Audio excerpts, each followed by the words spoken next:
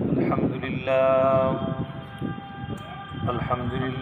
نحمده ونستعينه ونستغفره ونؤمن به ونتوكل عليه ونعوذ بالله من شرور أنفسنا ومن سيئات أعمالنا من يهده الله فلا مضل له ومن يضلله فلا هادي له ونشهد أن لا إله إلا الله وحده لا شريك له ونشهد أن سيدنا وسندنا ومولانا محمدا عبده ورسوله أما بعد فأعوذ بالله من الشيطان الرجيم بسم الله الرحمن الرحيم شرع لكم من الدين ما وصى به نوحا والذي أوحينا إليك وما وصينا به إبراهيم وموسى وعيسى أن أقيموا الدين ولا تتفرقوا فيه كبر على المشركين ما تدعوهم إليه الله يجتبي إليه من يشاء ويهدي إليه من ينيب وعن عبد الله بن مسعود قال عبد الله بن مسعود اختارهم الله لصحبة نبيهم وإقامة دينه صدق الله العظيم وصدق رسوله النبي الكريم ونحن على ذلك لمن الشاهدين والشاكرين والحمد لله رب العالمين۔ قرآن مجید میں سورہ شورى میں اللہ رب العالمین نے آیت نمبر 13 میں فرمایا کہ شرع لکم من الدین ما وصى به نوحا والذی اوحینا الیک، ہم نے مقرر کر دیا ہے تمہارے لیے دین کا وہ طریقہ کہ جس کی نصیحت ہم نے حضرت نوح علیہ السلام کو بھی کی اور نبی صلی اللہ علیہ وسلم آپ سے بھی فرمایا ہے، وہ ابراہیم و موسیٰ و عیسیٰ، اور ابراہیم علیہ السلام، موسیٰ علیہ السلام اور عیسیٰ علیہ السلام کو بھی۔ کیا نصیحت ہے؟ ان اقیموا الدین ولا تفرقوا فیہ، کہ دین کو قائم کرو، اس پہ باہم متفرق نہ ہو جاؤ۔ کبر علی المشرکین ما تدعوہم الیہ، مشرکین پر بہت بھاری گزرتی ہے وہ بات جس کی طرف آپ بلاتے ہیں۔ اللہ یجتبی الیہ من یشاء، اللہ چن لیتا ہے جس کو چاہتا ہے، ویہدی الیہ من ینیب، اور ہدایت اسی کو دیتا ہے جو اس کی طرف رجوع کرتے ہیں۔ قرآن مجید کی اس آیت میں اللہ تعالیٰ نے ایک اصطلاح استعمال فرمائی ہے، اقامت دین۔ اقامت دین کا مطلب ہے دین کو قائم کرنا یا دین کو قائم رکھنا۔ اگر دین قائم نہیں ہے تو دین کو قائم کرنے کی جدوجہد کرنا، اور اگر دین قائم ہے تو دین کو قائم رکھنے کی جدوجہد کرنا۔ جیسے ہم یہاں شامیانہ لگاتے ہیں، تو اگر شامیانہ نہیں لگا ہوگا تو ہم کہیں گے کہ شامیانہ لگاؤ، اور اگر شامیانہ لگ چکا ہے تو ہم کہیں گے کہ شامیانہ کھڑا رکھو، باقی رکھو، ایسا نہ ہو کہ طوفان آندھی تیز چل رہی ہے، کہیں رسیاں ٹوٹ نہ جائیں، بانس گر نہ جائے، اس کی فکر کرو، رسیوں کو مضبوط کرو اگر ہوا تیز چل رہی ہے، جھکڑ چل رہی ہے۔ تو اس آیت کے اندر دونوں مفہوم ہیں، اگر دین قائم نہیں ہے تو دین قائم کرو، اور دین قائم ہے تو قائم رکھو۔ اور 5 اولو العزم پیغمبروں کا ذکر فرمایا، حضرت نوح علیہ السلام کا ذکر فرمایا، حضرت ابراہیم علیہ السلام، حضرت موسیٰ علیہ السلام، حضرت عیسیٰ علیہ السلام، اور نبی مہربان آقائے دو جہاں سرکار دو عالم صلی اللہ علیہ وسلم کا ذکر مبارک فرمایا۔ ان 5 انبیاء علیہ السلام کے نام لینے کی ایک خاص وجہ ہے، لیکن اس سے بات کو سمجھنے سے پہلے یہ بات سمجھنا ضروری کہ اقامت دین کہتے کس کو؟ اقامت دین کا مطلب ہے کہ اللہ کی حکومت ہو بازاروں میں، اللہ کی حکومت ہو عدالتوں میں، اللہ کی حکومت ہو زندگی کے، معاشرے کے ہر طبقہ ہے زندگی کے اندر اللہ کی حکومت۔ اس بات کا ذکر کرتے ہوئے اللہ تعالیٰ نے 5 انبیاء علیہ السلام کا نام لیا، اور ان 5 انبیاء علیہ السلام کا نام لینے کی ایک بڑی اہم وجہ، حضرت نوح علیہ السلام کا ذکر مبارک فرمایا کہ پہلے باقاعدہ نبی اگر کوئی تھے تو حضرت نوح علیہ السلام، جو کسی قوم کی طرف بھیجے گئے۔ حضرت آدم علیہ السلام تو اعزازی نبی تھے نا، پہلے تو کوئی انسان نہیں، تو پہلے انسان تھے۔ انسانوں کی طرف جو پہلا نبی بھیجا گئے ہیں وہ ہے حضرت نوح علیہ السلام، اور آخری نبی حضرت محمد مصطفیٰ صلی اللہ علیہ وسلم۔ تو پہلے نبی کا بھی ذکر فرمایا، آخری نبی کا بھی ذکر فرمایا، درمیان میں 3 انبیاء علیہ السلام کا نام لے کر ذکر فرمایا۔ ابراہیم علیہ السلام کا نام لیا، کیوں کہ مشرکین عرب جو تھے، مشرکین مکہ جو تھے، وہ اپنے آپ کو کہتے تھے کہ ہم دین ابراہیمی پر ہیں، اور تھے نہیں وہ دین ابراہیمی پر، شرک کرتے تھے۔ شرک کہاں سے دین ابراہیم میں آ گیا؟ لیکن کہتے تھے، دعویٰ ان کا یہ تھا۔ تو اللہ تعالیٰ نے حضرت ابراہیم علیہ السلام کا نام لے کر فرمایا کہ ابراہیم کا بھی دین یہ تھا کہ ان اقیم الدین، دین قائم کرو۔ وموسیٰ وعیسیٰ، اور موسیٰ علیہ السلام کا نام لے کر یہودیوں سے خطاب فرمایا، عیسیٰ علیہ السلام کا نام لے کر نصارہ سے خطاب فرمایا، اے یہود و نصارہ، تمہارے جو انبیاء علیہ السلام تھے، موسیٰ علیہ السلام، عیسیٰ علیہ السلام، ان کا بھی طریقہ یہ تھا کہ ان اقیم الدین، ان کو بھی اللہ کی طرف سے یہ حکم۔ تو 5 اولو العزم پیغمبروں کا نام لے کر فرمایا کہ پہلے سے آخری نبی حضرت نوح علیہ السلام سے لے کر حضرت محمد مصطفیٰ صلی اللہ علیہ وسلم تک تمام انبیاء کی دعوت ان اقیم الدین، دین کو قائم کرو۔ پھر 3 انبیاء کا خصوصی طور پر نام لے کر فرمایا، ابراہیم علیہ السلام کا کفار مکہ کو جواب دیا کہ تم جو کہتے ہو کہ ہم دین ابراہیمی پر ہیں، تو ابراہیم علیہ السلام کا دین تو یہ تھا کہ دین کو قائم کرو۔ اور موسیٰ علیہ السلام کا نام لیا اور عیسیٰ علیہ السلام کا نام لیا یہود و نصارہ کو متوجہ کرنے کے لیے۔ ایک مرتبہ حضرت عدی بن حاتم طائی کے بیٹے حضرت عدی آئے اور اللہ کے نبی صلی اللہ علیہ وسلم سے پوچھا کہ اللہ کے نبی صلی اللہ علیہ وسلم، یا رسول اللہ صلی اللہ علیہ وسلم، قرآن کہتا ہے ارباب من دون اللہ، کہ ان یہود و نصارہ نے اپنے علماء کو، اپنے مذہبی پیشواؤں کو رب بنا لیا تھا، ہم نے تو ان کو رب نہیں بنایا تھا۔ قرآن نے کیوں کہا کہ ہم نے ان کو رب بنایا تھا؟ یہ عیسائی تھے، عیسائی سے مسلمان ہوئے۔ تو اللہ کے نبی صلی اللہ علیہ وسلم نے ان سے پوچھا کہ بتاؤ کہ وہ جس چیز کو حلال بھائی آ جاؤ، نماز جب تک جماعت کھڑی نہیں ہوتی ہے اقیم الصلاۃ، نماز قائم کرو، اور جب جماعت کھڑی ہو جاتی ہے کہتے ہیں قد قامت الصلاۃ، نماز قائم ہو گئی۔ اس چیز کے اندر ہمارے لیے بہت بڑا سبق، قرآن کہہ رہے اقیم الدین، دین قائم کرو۔ تو جب دین قائم کریں گے تب ہم کہیں گے قد قامت الدین، کے دین قائم ہو گیا۔ لیکن جب تک دین قائم نہیں ہوا ہو، اس وقت دین کو قائم کرنے کی جدوجہد کرنا ہمارے لیے ضروری ہے۔ عزیزان محترم، سوچنے کی بات ہے، فکر کرنے کی بات ہے۔ اللہ تعالیٰ نے قرآن مجید کے اندر فرمایا اَتَأْمُرُونَ النَّاسَ بِالْبِرِّ وَتَنْسَوْنَ أَنفُسَهُمْ، تم نیکی کا ہدایت، نیکی کا حکم دیتے ہو لوگوں کو، وَتَنْسَوْنَ أَنفُسَهُمْ، اور اپنے آپ کو بھول گئے کہ تمہیں بھی تو نیکی پر عمل کرنا تھا۔ یعنی دوسروں کو تو نصیحت کر رہے ہو، دوسروں کو حکم دے رہے ہو کہ نیک کام کرو، وَتَنْسَوْنَ أَنفُسَهُمْ، اپنے آپ کو تبلیغ نہیں کرتے کہ تم بھی نیکی کا کام کرو۔ اب اس آیت کے اس حصے کو ذرا سوچے اور غور کریں کہ سورہ بقرہ کی آیت نمبر 44 ہے، اور اپنے آپ سے ہم سوچے اور غور کریں۔ ہم سے کوئی غیر مسلم پوچھے تمہارا دین، تو ہم کہیں گے سب سے بہترین نظام زندگی دین اسلام، بہترین مذہب کیا ہے؟ دین اسلام ہے، سب سے بہترین دین دین اسلام۔ تو اللہ ہم سے نہیں پوچھے گا تم خود بھی عمل کر رہے تھے اس پر؟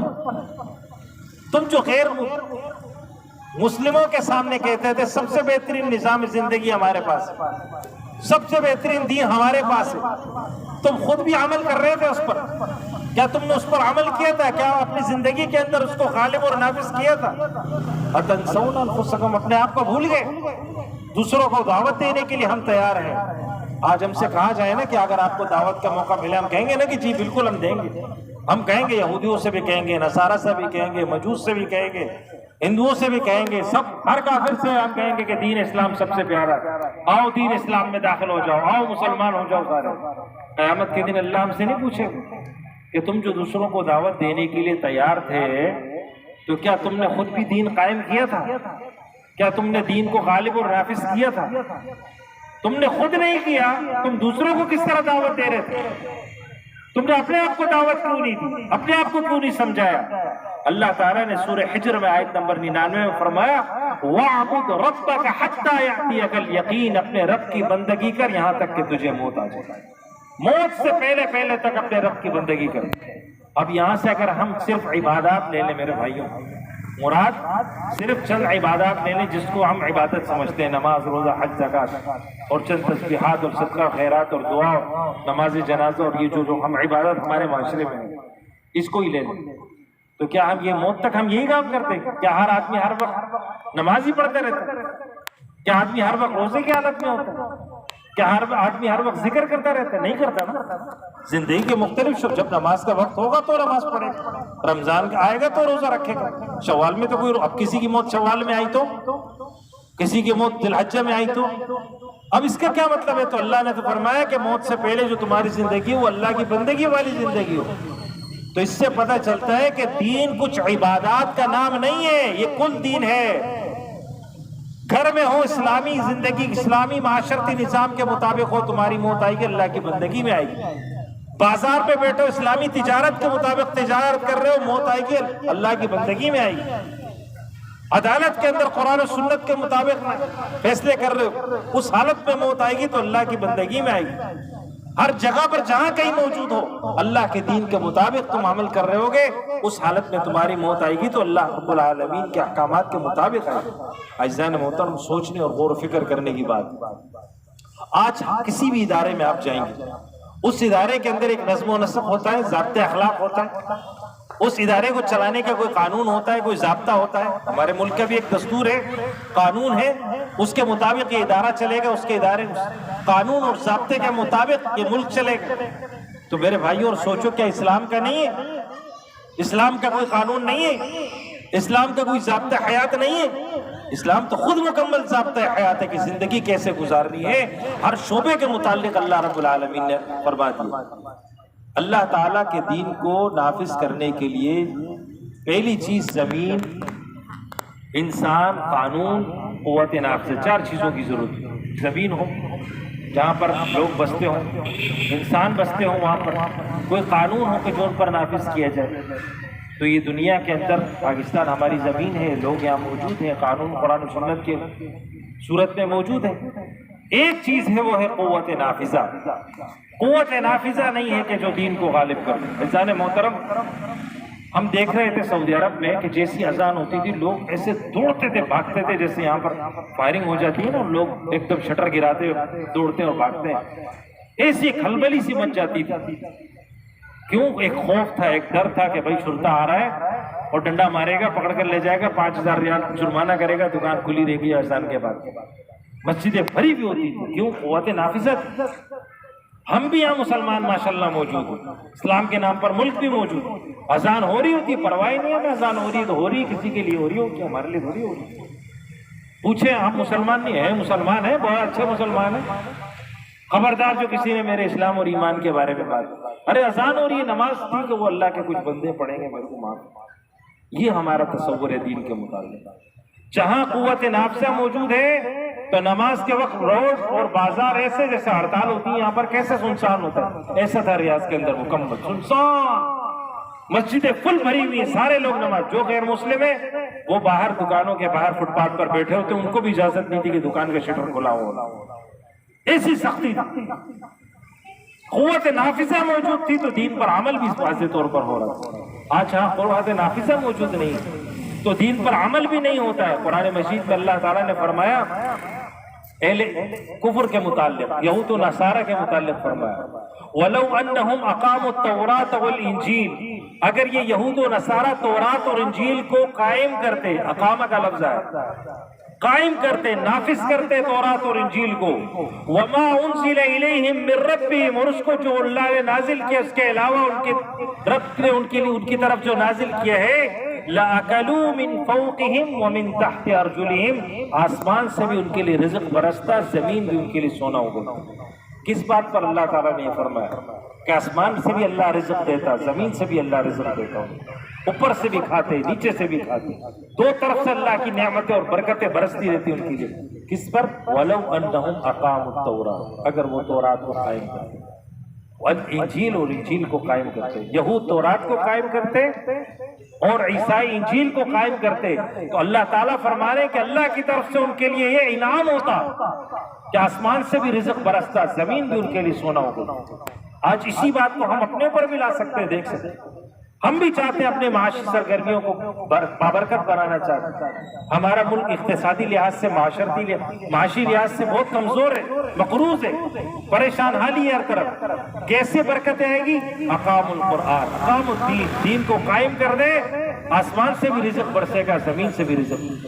اللہ تعالیٰ برکتیں عطا فرمائیں گے، اللہ تعالیٰ رحمتیں عطا فرمائیں گے، اللہ رزق میں وسعت عطا فرما دیں گے، برکت عطا فرما دیں گے۔ لیکن قرآن کو غالب تو کریں، قرآن کو قائم تو کریں، دین کو قائم کرنے کی جدوجہد تو کریں۔ امام شاہ ولی اللہ محدث دہلوی نے اپنی کتاب ازالۃ الخفا عن خلافۃ الخلفاء میں فرمایا، جلد نمبر 1 میں، کہ اگر سارے دین کی کلیات کو اور اس کی جزیات کو جمع کیا جائے، خلاصہ نکالا جائے، تو وہ آخری بات جس پر دین کا خلاصہ نکلتا ہے وہ اقامت دین، کہ اس دین کو قائم کرو۔ جس دین پر ایمان لایا ہو، جو کلمہ تم نے پڑھا ہے، اس کو غالب کرنے کی کہ کوئی قائم مقام بنتا ہے صدر کا، تو کس وجہ سے بنتا ہے؟ یا تو کوئی مر جائے تو اس کی جگہ کوئی قائم مقام بن جاتا ہے، خلیفہ آ جاتا ہے اس کی جگہ پر، یا وہ چلا جاتا ہے بیرون ملک دورے پر جاتا ہے، اس کی جگہ پر کوئی نائب آ جاتا ہے، یا بیمار ہو جاتا ہے، حکومتی کام نہیں کر سکتا ہوتا، اس کی جگہ پر اس کی بیماری کے دنوں کے لیے کوئی قائم مقام صدر بن جاتا ہے، اور یا پھر عزت اور شرف کے لیے بنایا جاتا ہے۔ جس طرح کہ بہت سارے لوگوں کو مختلف ممالک اپنا سفیر، اپنا قونصل جنرل اعزازی طور پر بناتے ہیں، شرف کے لیے، عزت کے لیے بناتے ہیں، احترام کے طور پر بناتے ہیں۔ اس کراچی کے اندر کتنے لوگ ہیں کہ جو مختلف ممالک کے قونصل جنرل ہیں پاکستانی، اس لیے کہ انہوں نے انویسٹ کیا ان ممالک کے اندر، کاروبار کیا، بہت زیادہ پیسہ لگایا، اس ملک نے ان کو اعزازی قونصل جنرل بنا دیا، اپنے ملک کا نمائندہ بنا دیا ان کے ملک کے اندر، اور سٹیزن شپ دے دی اعزازی طور پر۔ تو آپ دیکھیں کہ اللہ تعالیٰ نے ہمیں خلیفہ فی الارض بنایا، تو پہلی وجہ مر جائے اس وجہ سے بنایا جاتا ہے خلیفہ، تو اللہ تعالیٰ تو حی و قیوم ہے، اس کے ساتھ تو موت وابستہ نہیں ہے۔ دوسری وجہ چلا جائے کہیں پر بیرون ملک، صدر چلا جاتا ہے، اس کا نائب آتا ہے، اس کی جگہ قائم مقام صدر، چیئرمین سینٹ بنتا ہے، تو اللہ تعالیٰ تو حی و قیوم ہے، وہ تو موجود ہے، وہ تو کہیں گیا نہیں ہے، اس وجہ سے بھی نہیں بنایا انسان۔ بیمار اور کمزوری کی وجہ سے بھی اللہ نے نہیں بنایا کہ وہ تو خود قادر مطلق۔ اب ایک وجہ بچتی ہے کہ انسان کو خلیفہ عزت اور شرف کے لیے بنایا اللہ تعالیٰ۔ اللہ نے اس کو عزت دی، اللہ نے اس کو احترام دیا، اس کو اپنا خلیفہ بنایا۔ اس لیے نیکی کیا ہے کہ احکام کو بلا چوچلا تسلیم کیا جائے، اس کے اندر عقل نہیں لڑائی جائے۔ شیطان نے کیا کیا تھا؟ شیطان کو جب سجدے کا حکم ملا، شیطان نے کہا خلقتنی من نار وخلقتہ من طین، مجھے آپ نے آگ کے شعلے سے پیدا کیا ہے، میں شعلے والا، بھڑکنے والا، جلانے والا، آگ، چمک اس کے اندر، ایک خوبصورتی اس کے اندر، اور اس آدم کو آپ نے مٹی سے پیدا کیا ہے، اس کے اندر کیا خوبصورتی ہے؟ چھوڑو تو زمین پر آئے، نیچے آئے، یہ اسفل ہے، میں اعلیٰ ہوں۔ اپنے ذہن سے اس نے خاکہ بنا، میں اعلیٰ ہوں، اعلیٰ کیسے اسفل کو سجدہ کرے گا؟ میری عقل نہیں مانتی ہے بات۔ تو جب عقل لڑائی اللہ کے احکامات کے مقابلے میں، تو رجیم ہو گیا، مردود ہو گیا اللہ کی بارگاہ سے، دھتکار دیا گیا ہمیشہ ہمیشہ کے لیے۔ آج بھی اگر کوئی عقل لڑائے گا اللہ کے احکامات کے مقابلے میں، اس کا بھی وہی انجام ہوگا، وہی ٹھکانہ ہوگا جو ابلیس کا ٹھکانہ ہوا تھا۔ دیکھیں میرے بھائی اور دوستو، سمجھنے کی بات، ہماری عقل، ہماری سوچ، ہماری فہم محدود ہے۔ آج کے دور کے اندر ایک چیز ہے، موبائل فون ابھی ہمارے ہاتھ میں موجود ہے، آج سے 30 سال پہلے اس کو کوئی جانتا بھی نہیں تھا، آج سے 100 سال پہلے ٹیلی فون کو کوئی نہیں جانتا تھا، کیونکہ دنیا میں موجود تھی، ہم نہیں پہنچے تھے، ہماری ذہن فکر کی رسائی اس تک نہیں ہوئی تھی۔ لیکن جب انسان نے جستجو کیا، علم حاصل کیا، اللہ تعالیٰ نے وہ چیزیں اس کے اوپر آشکار کر، بہت ساری حقیقتیں ہیں ہم نہیں سمجھتے، ہماری عقل محدود ہے، ہماری سوچ محدود ہے، ہماری فکر محدود ہے۔ اب جو لوگ آج موبائل استعمال کر رہے ہیں، 50 سال پہلے موبائل نہیں تھا، ان کو کیا کہیں گے ہم؟ کہ وہ ناسمجھ لوگ تھے؟ نہیں، اللہ تعالیٰ نے علم کا دروازہ جس طرح لوگوں کے لیے کھولا، لوگ اس سے حاصل کر دی۔ دنیا کے اندر ہی تھی نا یہ ساری چیزیں موجود، باہر سے تو نہیں ہے، کسی اور سیارے سے تو نہیں آئی ہے نا. ہر چیز اسی دنیا سے ہی انسان نے تخلیق کی، اس کو بنایا. آگے بھی مزید علم حاصل کرتا رہے گا، اللہ تعالیٰ اس جہان کے خزانے اس کے لیے کھولتا رہے گا. اس لیے اللہ کے احکامات بندگی کا تقاضا ہے کہ میری سمجھ میں آئے یا نہ آئے، بندگی ہے کہ میں اللہ کی اطاعت کروں. آج سمجھ میں نہیں آ رہی، کل سمجھ میں آ جائے گی. اب دیکھیں اللہ کے نبی صلی اللہ علیہ وسلم نے ہمیں حکم دیا ہے کہ موزے پر مسح کرو تو اوپر کی طرف سے مسح کرو. اب انسان کی عقل کہتی ہے کہ پٹی پیر تو انسان کے نیچے لگتے ہیں، مسح تو نیچے کرنا چاہیے، لیکن اللہ کے نبی صلی اللہ علیہ وسلم حکم دے رہے نہیں، پیر کے اوپر کرو. اب اطاعت کیا ہے؟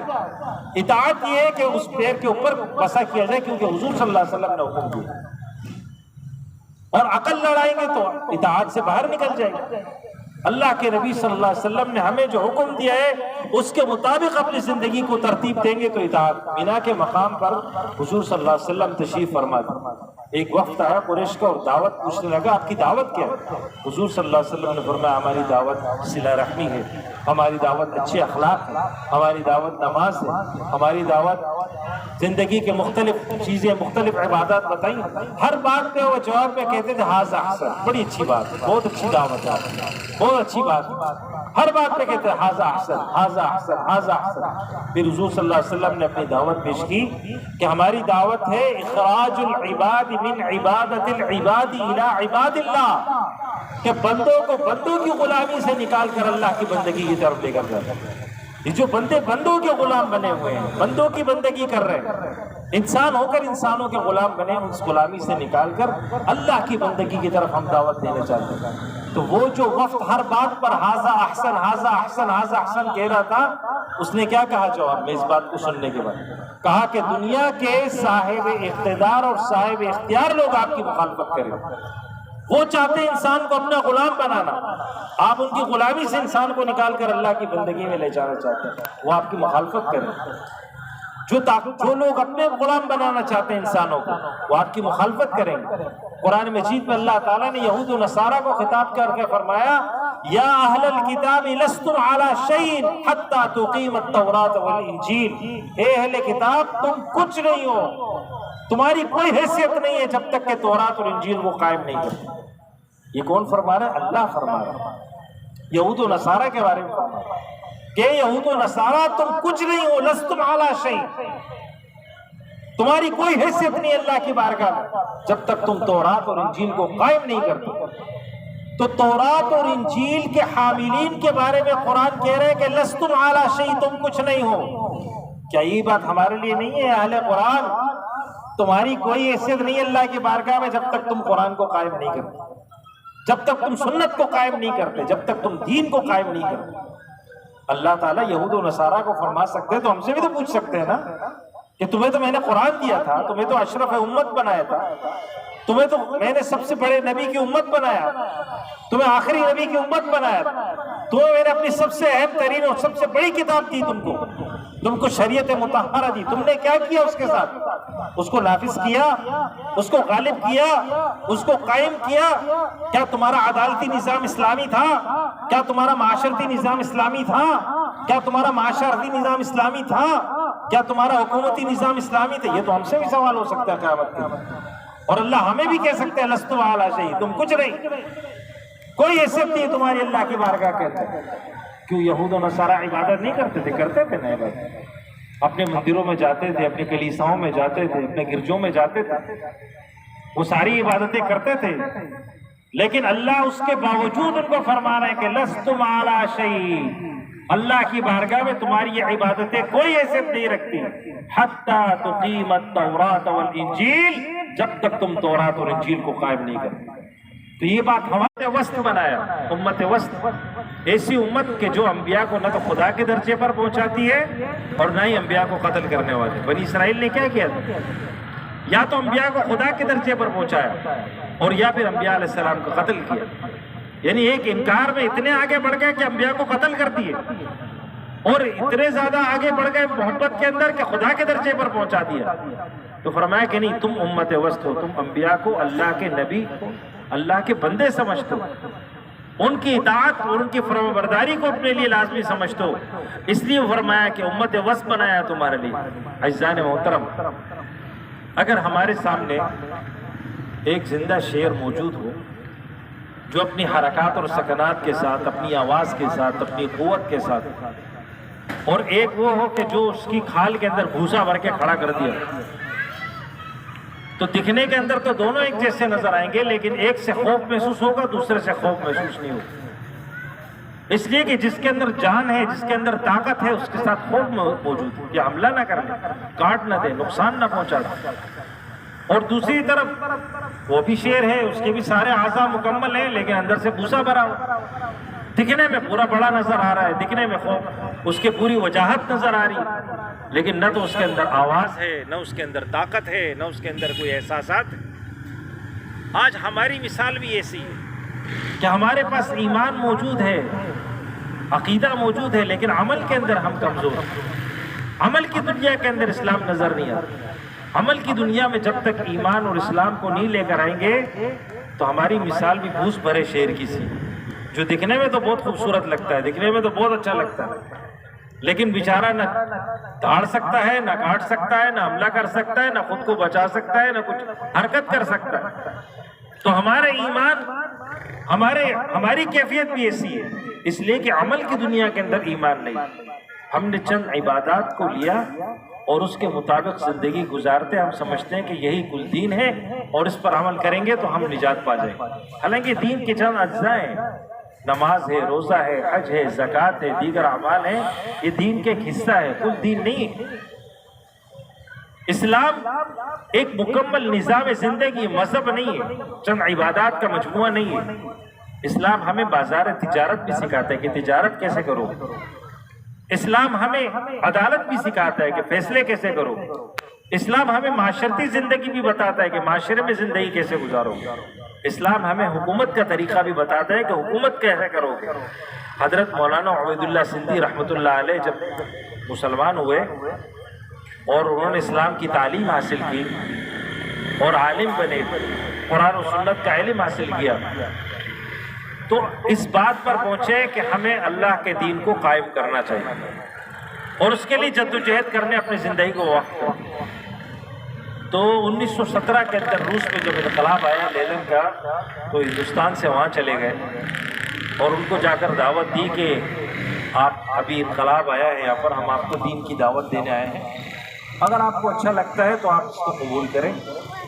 تو انہوں نے پوری بات سنی، اسلام کا معاشی نظام بھی سنا، معاشرتی نظام بھی سنا، اخلاقی نظام بھی سنا، عدالتی نظام بھی سنا، حکومتی نظام بھی سنا۔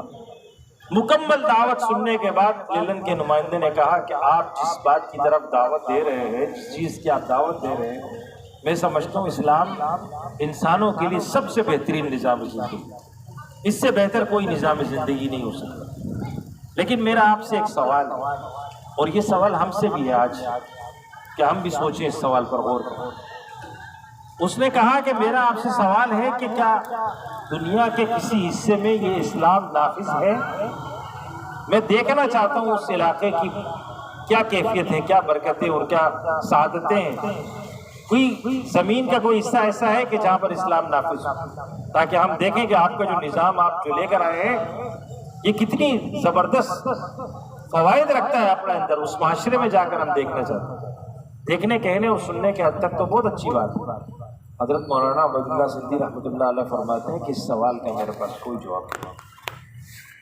آج وہی ہماری کیفیت ہے، 1.25 ارب 1.5 ارب سے زائد مسلمانوں کی اجتماعیت، 57 سے زیادہ اسلامی ممالک، لیکن ایک جگہ ایسی نہیں جس کے بارے میں ہم کہہ سکیں کہ یہاں اسلام کامل، مکمل، احسن طریقے سے غالب اور نافذ ہو۔ اسلام تو غلبے کے لیے آیا ہے، اسلام مغلوب ہونے کے لیے تو نہیں آیا۔ اللہ تعالیٰ نے قرآن مجید میں فرمایا هو الذی ارسل رسولہ بالہدی ودین الحق لیظہرہ علی الدین کلہ۔ ہم نے اپنے رسول کو بھیجا بالہدا، ہدایت کے ساتھ، ودین الحق، دین حق کے ساتھ۔ کیوں بھیجا؟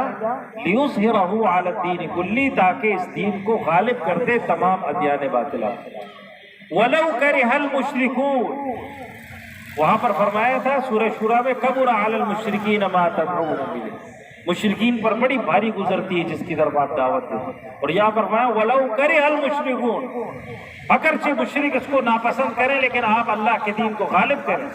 اور قرآن مجید میں 3 مرتبہ یہ بات ذکر فرمائی. هُوَ الَّذِي أَرْسَلَ رَسُولَهُ بِالْهُدَىٰ، بعثت مصطفیٰ صلی اللہ علیہ وسلم کا مقصد بیان کیا.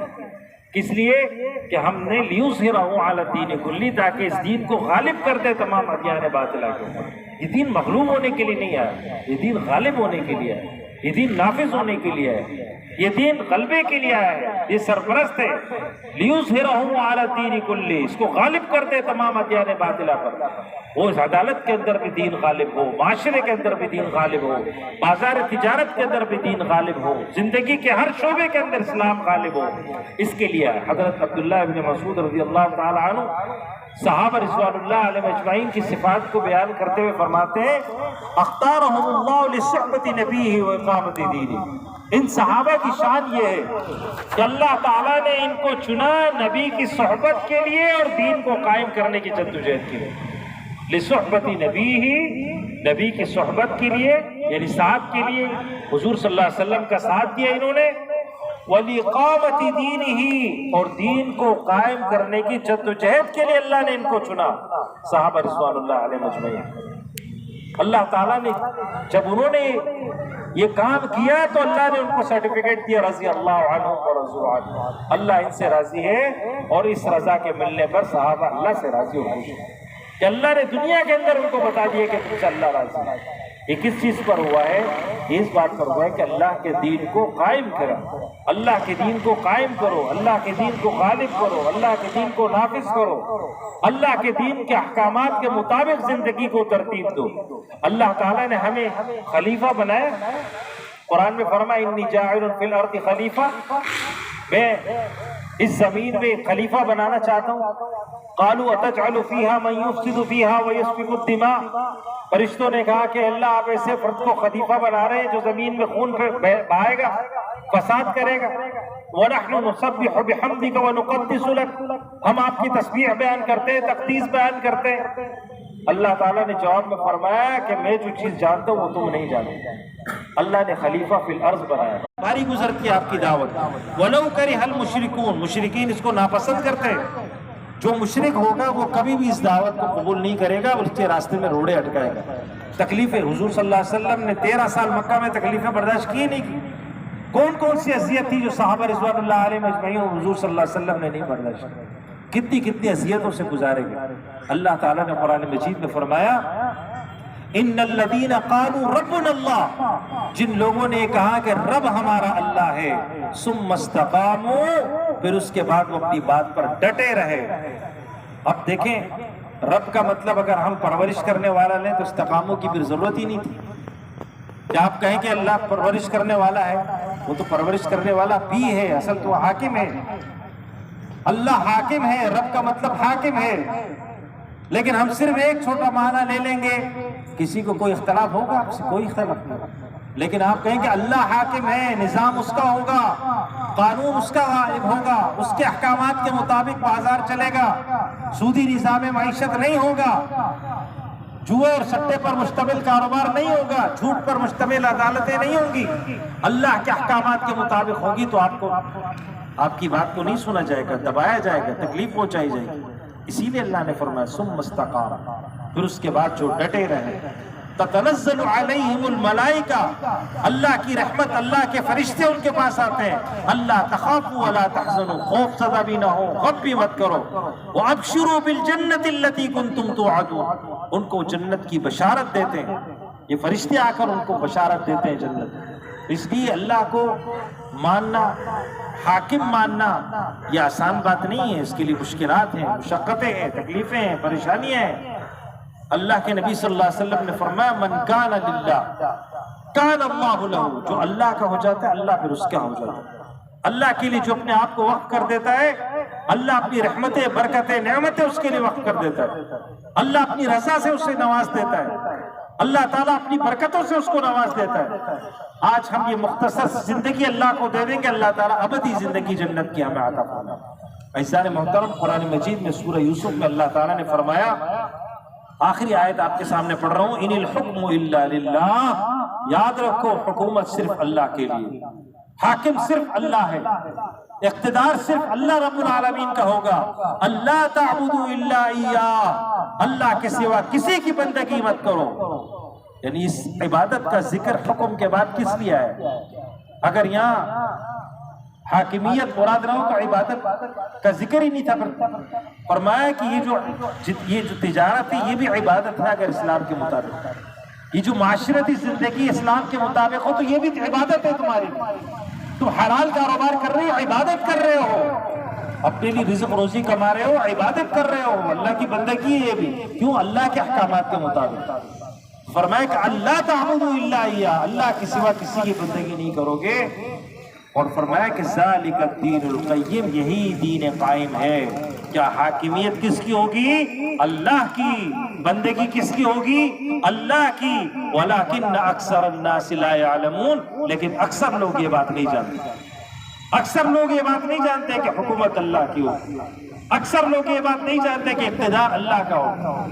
آپ دیکھیں نا عزیزان محترم، ہدایہ ہماری درس نظامی کے عالم کورس میں پڑھائی جاتی ہے کتاب، 4 جلدوں پر مشتمل ہے، یہ غالبی کی بنیادی کتاب۔ ایک جلد، اس کی پہلی جلد جو ہے وہ عبادات سے، نماز، روزہ، حج، زکوٰۃ، جو عبادات، ذکر و اذکار اور یہ ساری، اور 3 جلدیں معاملات سے متعلق ہیں۔ تجارت کیسے کرو، نکاح کیسے کرو، شادی کیا ہوتی ہے، مہر کیا چیز ہے، معاشرتی زندگی کیا ہے، عدالتی نظام کیا ہے، فیصلے کیا ہوں گے، قاضی کیا ہے، یہ سارے معاملات 3 جلدوں میں مشتمل ہیں۔